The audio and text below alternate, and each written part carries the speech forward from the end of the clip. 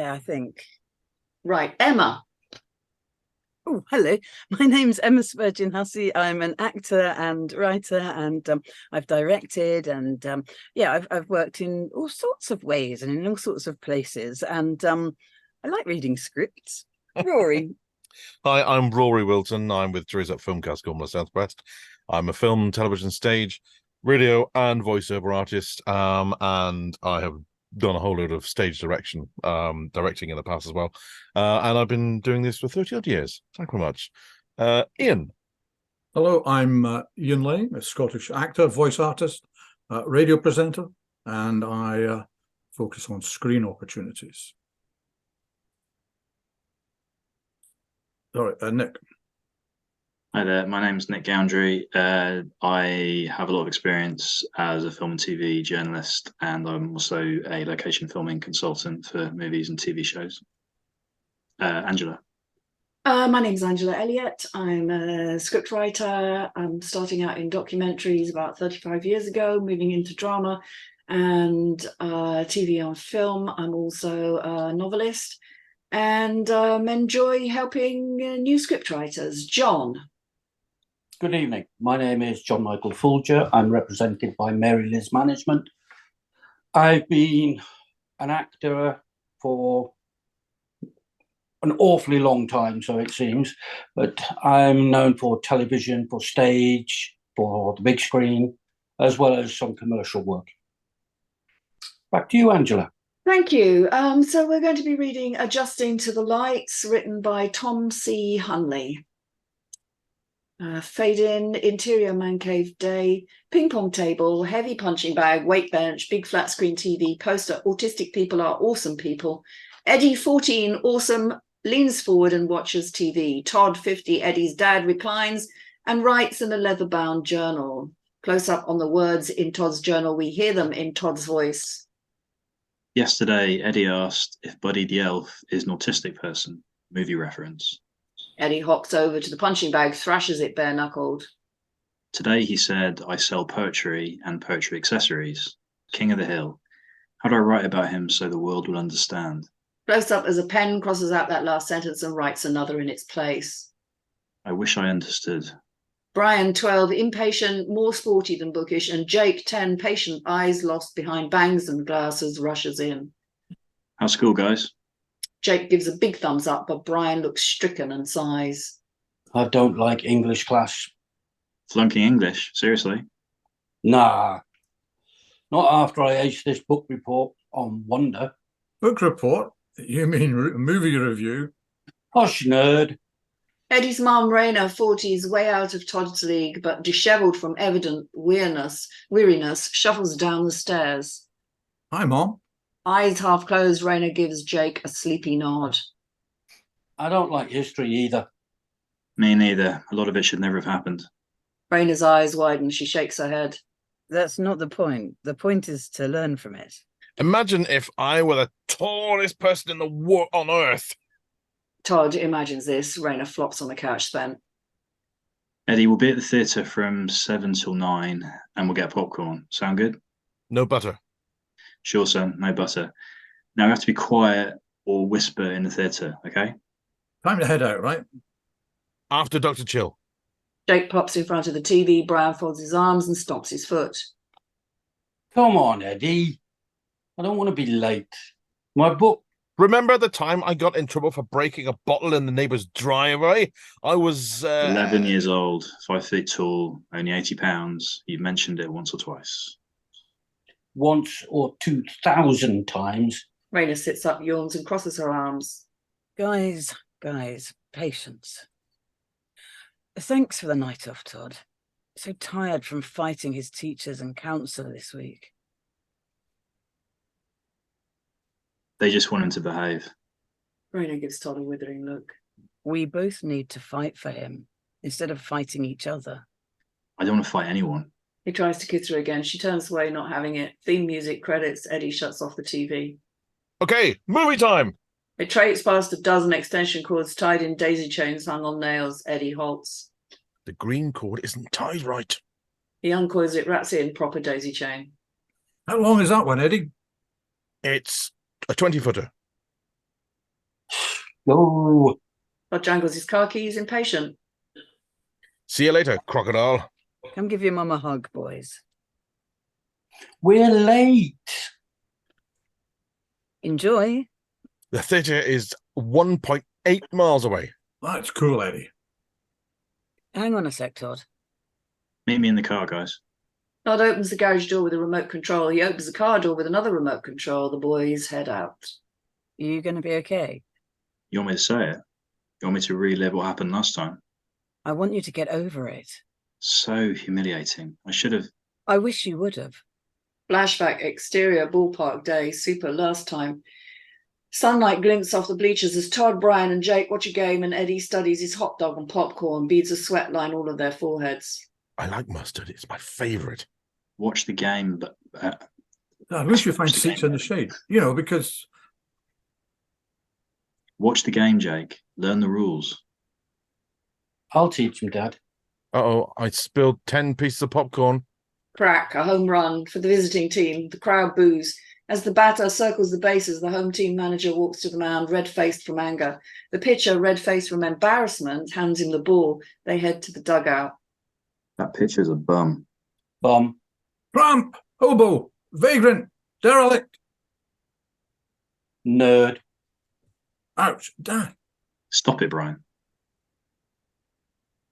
Stop it, Jake. Uh-oh, I dropped my hot dog.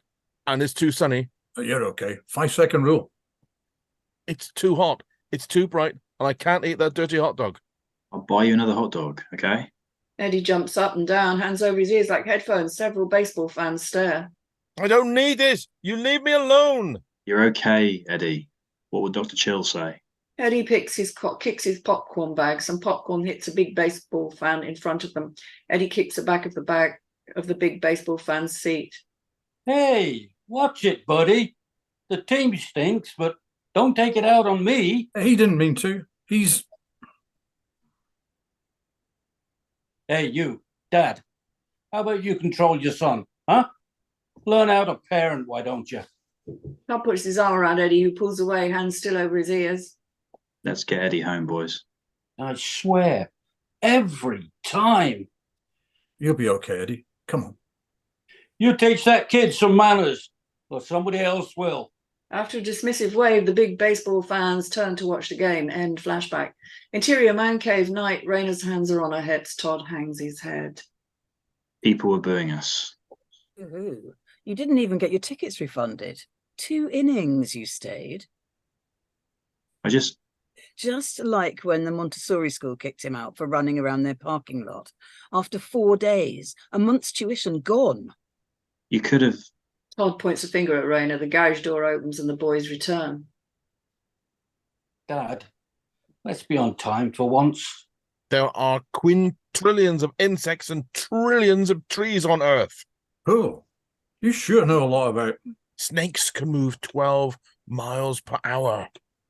Eddie, in theatres, the rule is. Please, Dad, can we make it if we go right now? The guys shuffle out of the door. Raina sinks into the couch. Interior movie theatre night. Brian and Jake stuff their mouths with popcorn and watch the movie. Eddie talks too loud. Todd tries to shush him.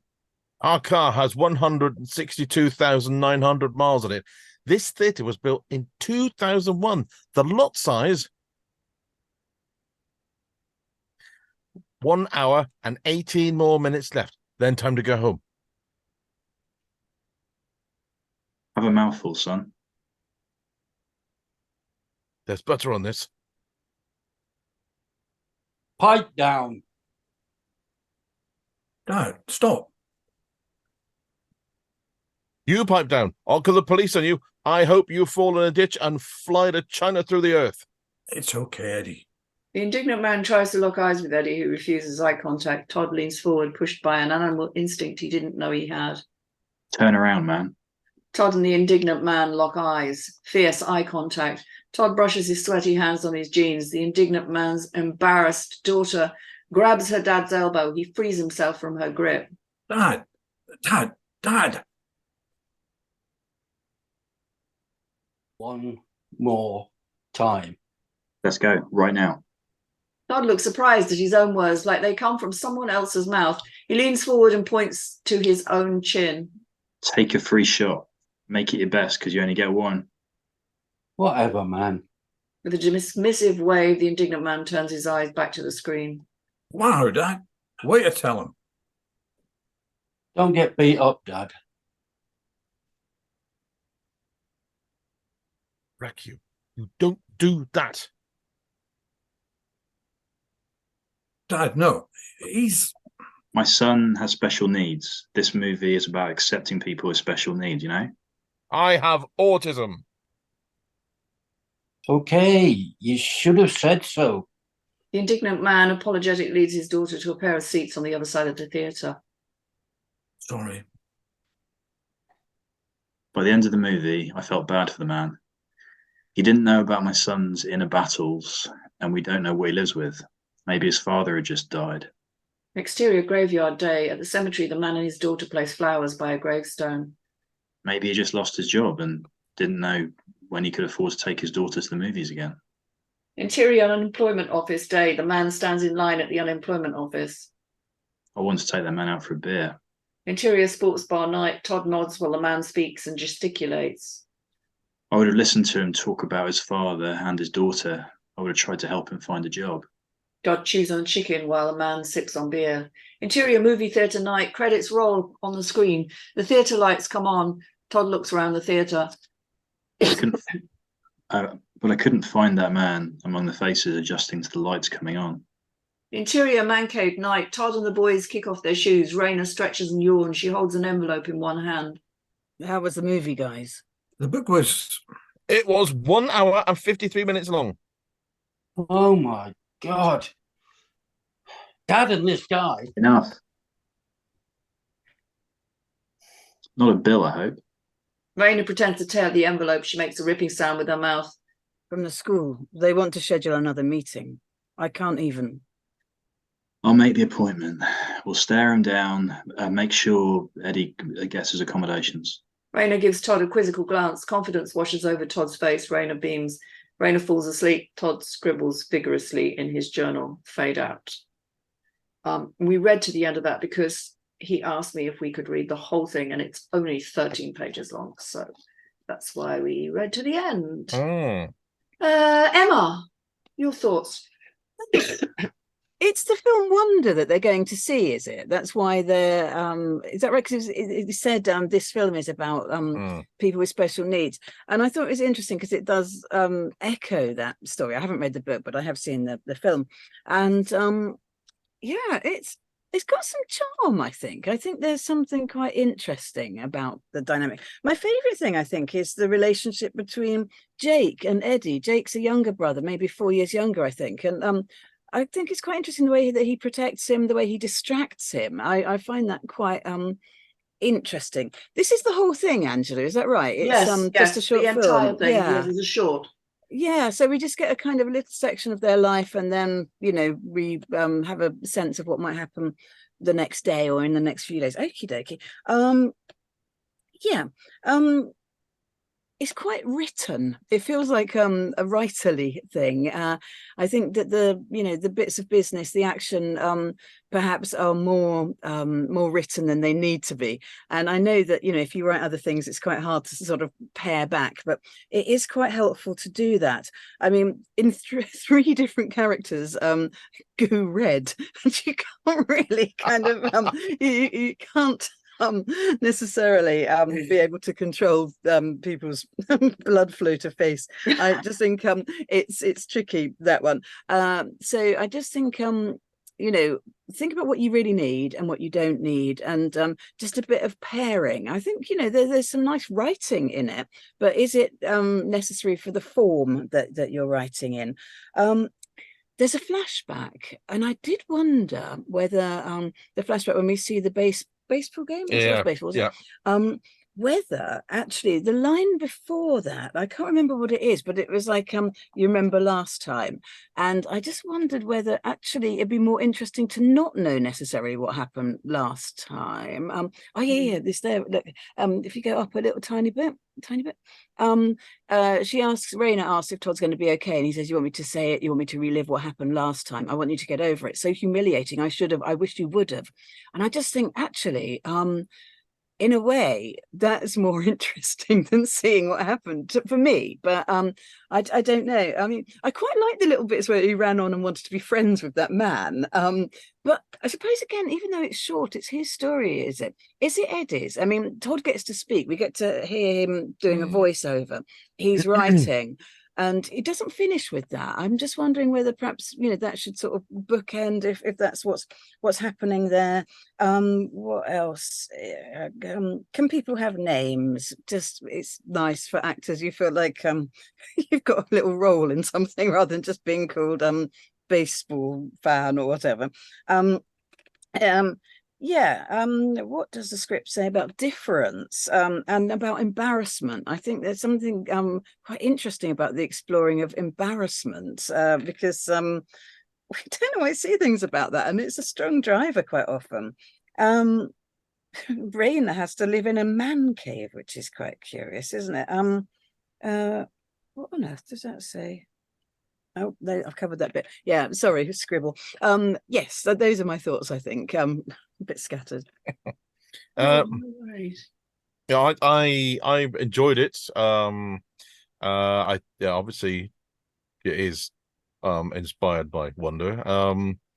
But I think it's always interesting to talk about how children with disabilities or differences are perceived by the world. Having a niece, as we do, who is very disabled, it's interesting to see how she is perceived by the rest of the world, what it's like from the kind of parents' point of view of living with someone who is different on a day-to-day basis. I think that the siblings' relationship is really interesting, because that they do look after and get really irritated by Eddie simultaneously. I think there's lots of interesting stuff in there. I enjoyed it. I agree with the kind of book endings and whose story is it? Who are we really following here? Is it Todd and Raina?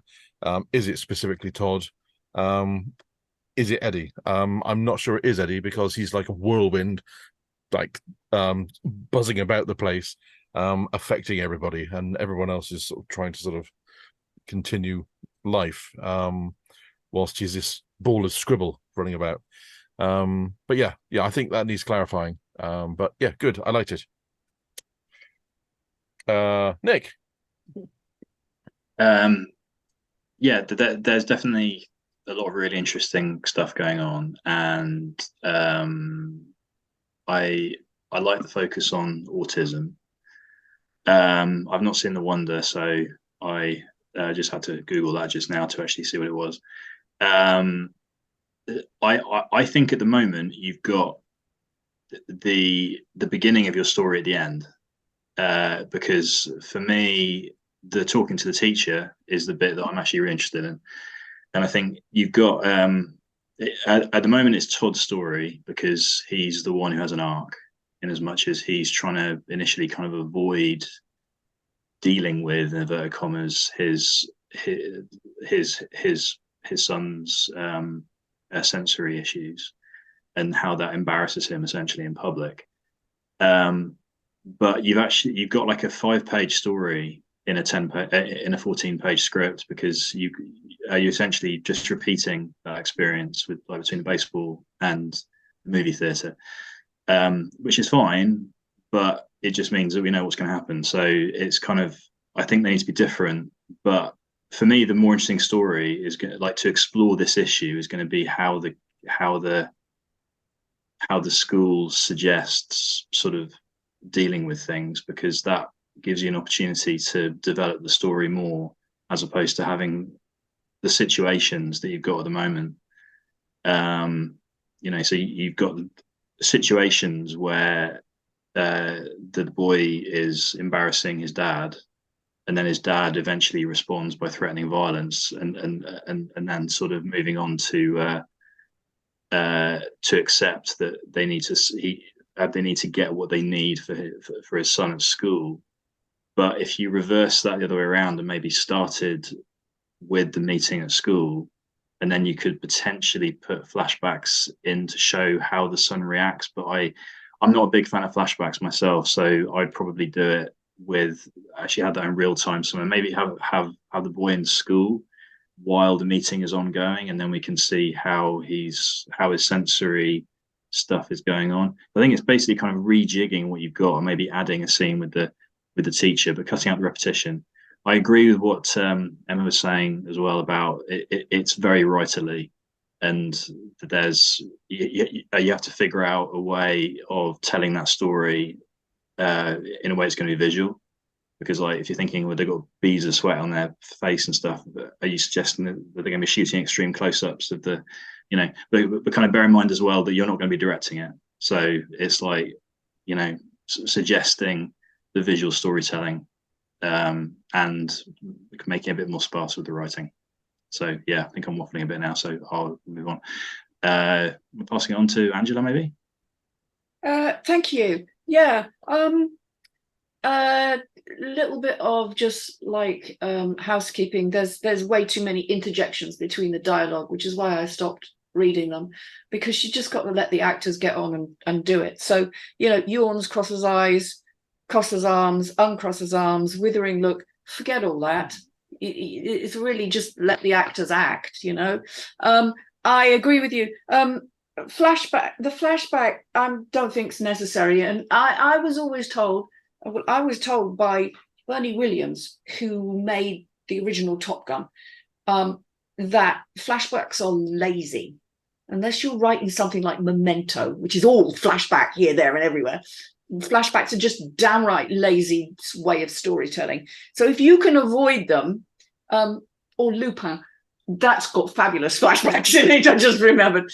But, it's also fabulous writing.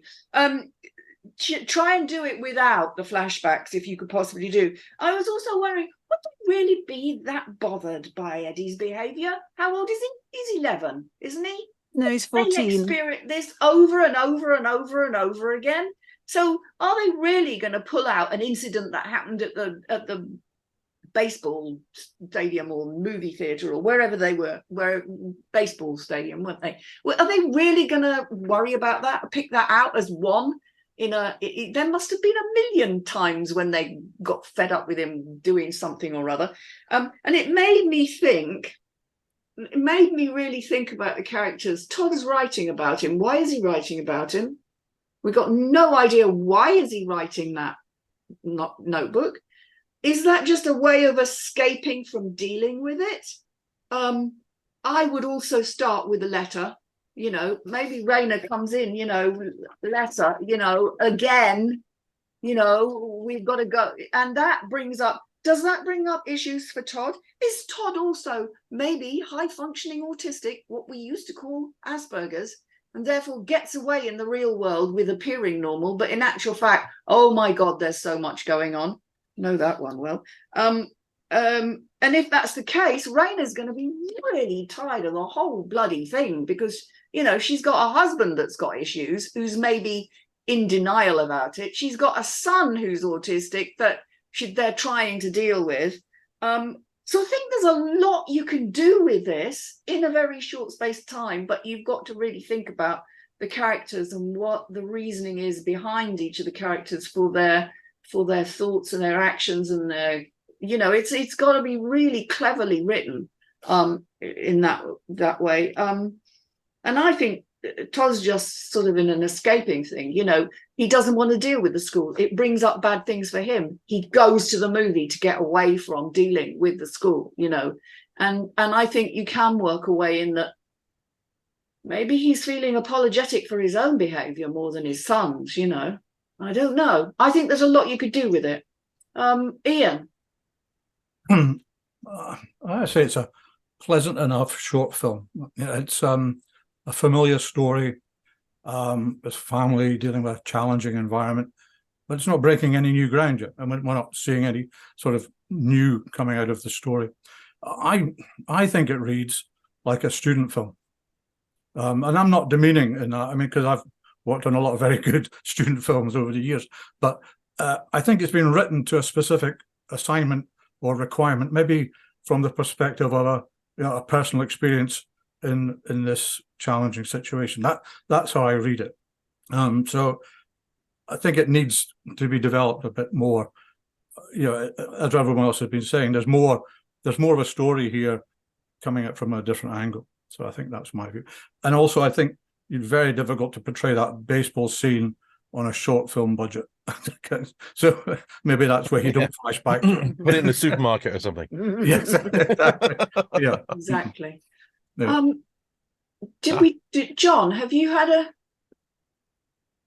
How can I put this? As somebody who is neurodiverse, I can relate to an awful lot of what went on in the script, an awful lot. And I don't think my parents would have ever picked one particular moment for my father to go, "Oh, I'm so embarrassed that he did this," or my mother go, "Oh, I'm so tired he did that." I think it's maybe not so nowadays, but back when I was a child, it was a case of just you resigned to the fact that your child was, inverted commas, special. I can see where the story might be going, but I do concur with what everybody else has said. If it's Todd's story, you need to bookend it. He needs to be writing something in the journal. I think my own personal take on it is all the stuff he talked about with the guy, about wanting to take the guy to a bar to buy him a beer, wanting the guy get the guy a job, wanting to talk to him about his dad. I think he's transposing on this guy what he wants to do with Eddie. But because the guy is a grown-up, he'd probably have a better interaction than he wants to have with his own son. So, that's how I interpreted that. Maybe I'm wrong, maybe I'm not. I don't know. I didn't write it. But I enjoyed it for what it was, yes. But concur with everybody else, you really need to take a long, hard look at this, because you've literally got a 5-minute story on 13 pages. Yeah. Okay, lovely. Thank you very much. And we'll call that a day.